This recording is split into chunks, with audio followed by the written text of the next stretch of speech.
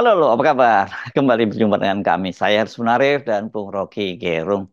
Bung Rocky, soal pemanggilan Kaisang oleh KPK ini ternyata tidak hanya mendapat resistensi dari keluarga Pak Jokowi, yakni kakak ipar Kaisang Bobi yang menyatakan kan Kaisang ini bukan pejabat negara.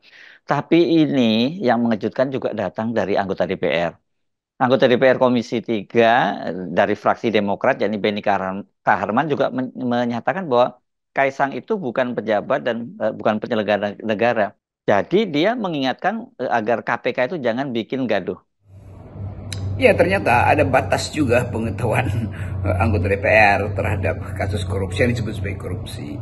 Jadi kalau dia bukan pejabat negara maka tidak perlu dipersoalkan. Ya tentu itu prinsip hukum positifnya. Tetapi korupsi itu adalah soal value, soal nilai, bukan nilai korupsinya, tetapi kaitan-kaitan politik di balik kasus itu. Kan semua orang udah tahu bahwa Kaisang itu anak Presiden Jokowi, itu artinya pengaruh ayahnya itu kuat terhadap apapun, dari urusan tukang bakso sampai urusan private jet itu pasti ada pengaruh ayahnya. Oh, nggak ada, memang nggak ada. Justru itu yang mesti diklarifikasi di depan KPK kan. Jadi mengandaikan bahwa anak pejabat itu bukan pejabat, betul sekali itu secara etimologi, tetapi secara etis itu terkait.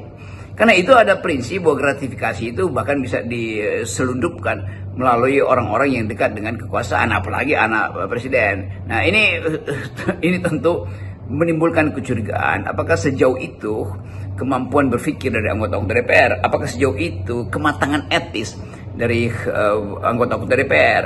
Jadi kemampuan kita untuk menguji anggota DPR juga terlihat dalam kemampuan mereka untuk menghalangi akses KPK terhadap kekuasaan.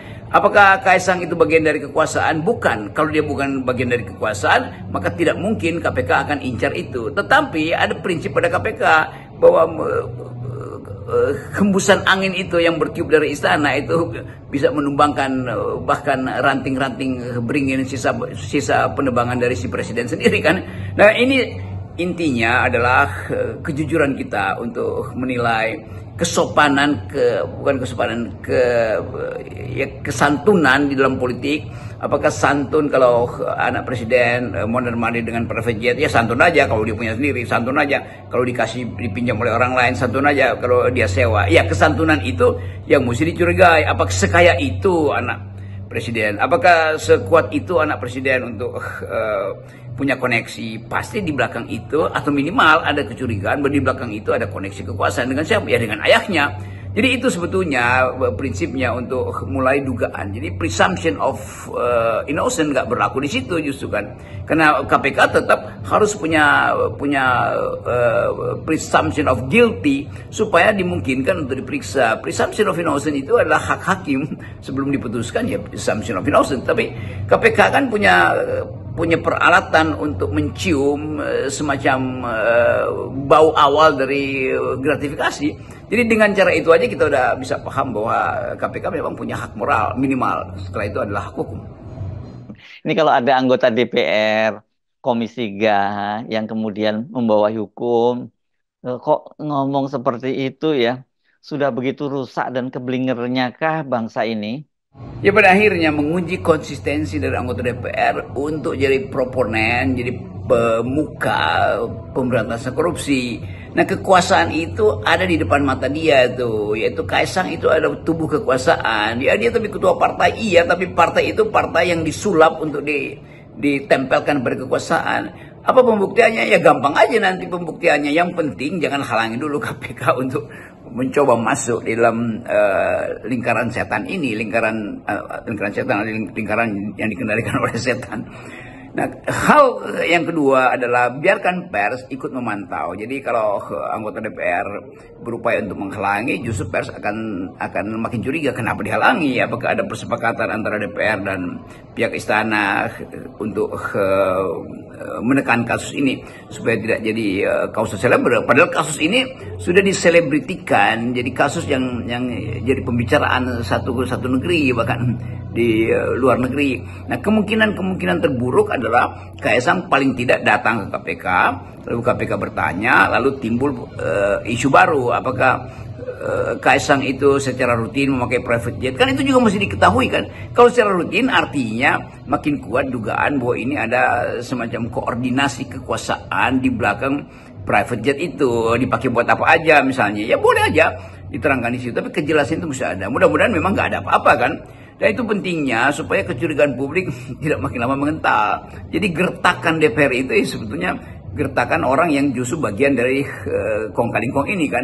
Nah mereka yang menggertak itu selalu punya semacam dalil bahwa oke, gertak dulu dah. Kalau ternyata nggak bisa udah ikut arus publik tuh. Tetapi dari segi etika itu tidak boleh DPR itu menggertak KPK. Karena itu artinya fungsi KPK itu hendak dikendalikan secara politik. DPR itu kan lembaga politik, ngapain gertak-gertak KPK? Jadi menggertak itu sendiri udah petunjuk bahwa ada masalah, kan itu jalan pikirannya. Jadi sekali lagi biarkan KPK secara natural memanggil dengan prosedur yang biasa bahwa ada dugaan gratifikasi, publik bereaksi terlalu besar, maka publik juga mesti dihargai. Karena tidak mungkin dianggap sebagai street justice atau keadilan jalanan, bukan. Publik ini melihat sesuatu yang tidak etis di situ. Dan ketidaketisan itu yang menghasilkan kecurigaan, dan kecurigaan itu yang membuat KPK itu bergerak untuk melakukan semacam ya sebetulnya judicial activism juga itu. Dan upaya itu jangan dihalangi. Sekali lagi tidak boleh dihalangi oleh DPR dalam bentuk gertakan atau apalagi intimidasi terhadap KPK. Yang menyedihkan ini Bung Rocky ya, ini kan dilakukan oleh anggota fraksi Demokrat ini yang notabene pendirinya ini kan Pak SBY itu waktu jadi presiden sangat konsisten dengan pemberantasan korupsi sampai-sampai ini besan dan orang dekatnya masuk penjara karena korupsi, dan SBY nggak cawe-cawe. Ini sekarang anak buahnya malah jadi cawe-cawe coba.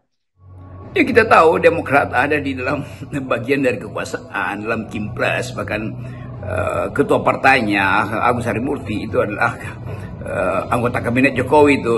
Tetapi kita mesti bedakan antara posisi Demokrat di dalam kekuasaan dan moral Demokrat yang dari awal justru anti korupsi.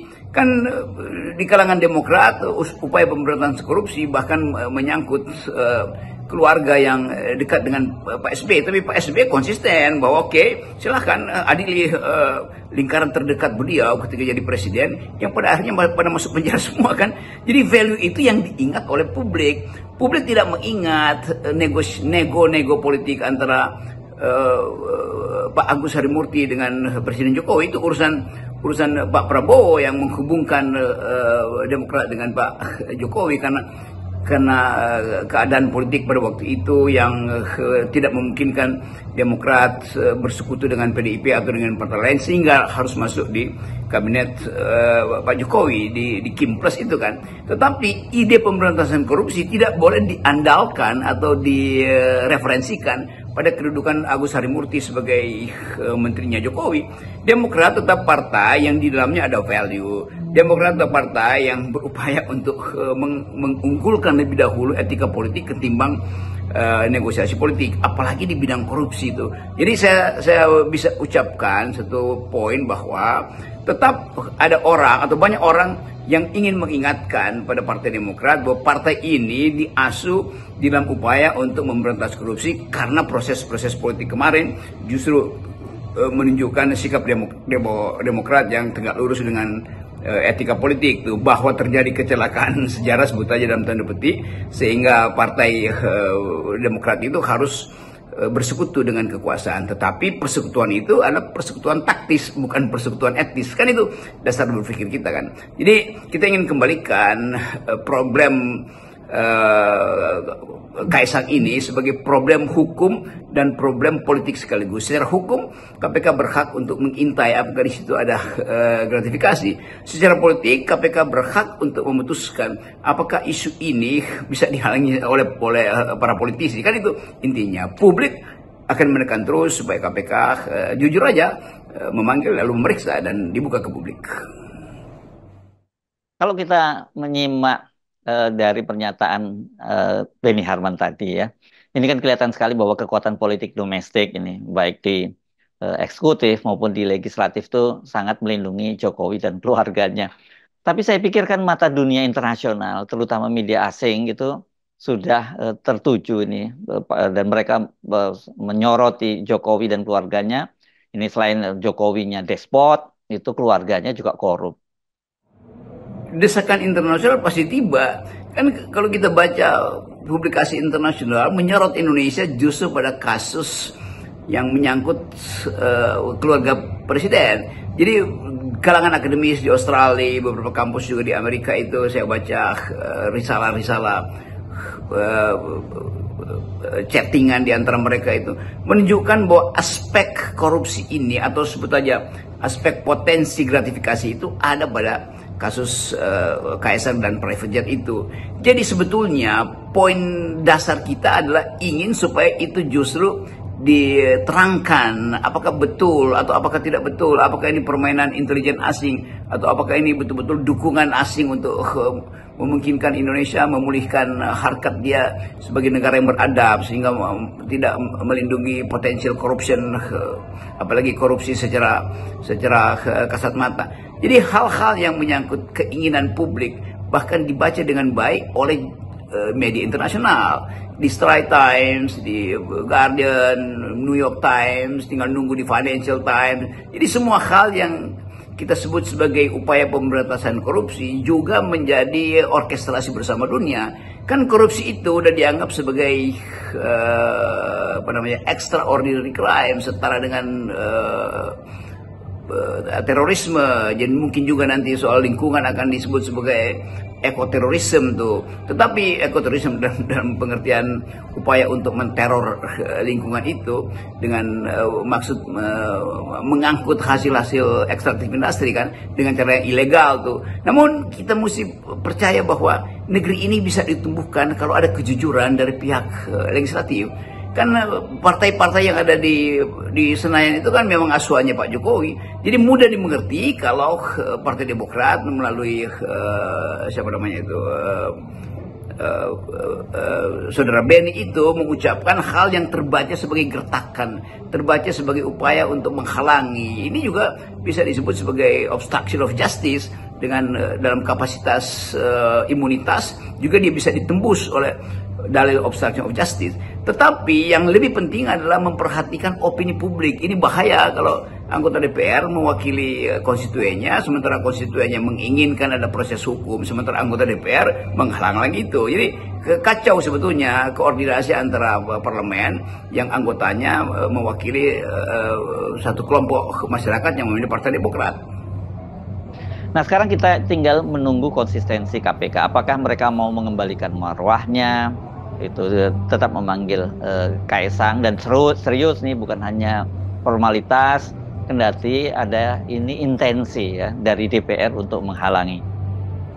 Jadi sebaiknya perintah-perintah terselubung dari parlemen yang suaranya terdengar melalui fraksi Partai Demokrat itu menunjukkan ada upaya untuk menghalangi tugas etis dari tugas etis dari Komisi Pemberantasan Korupsi itu. Nah, tugas etis ini yang akan dibela justru oleh masyarakat sipil kan.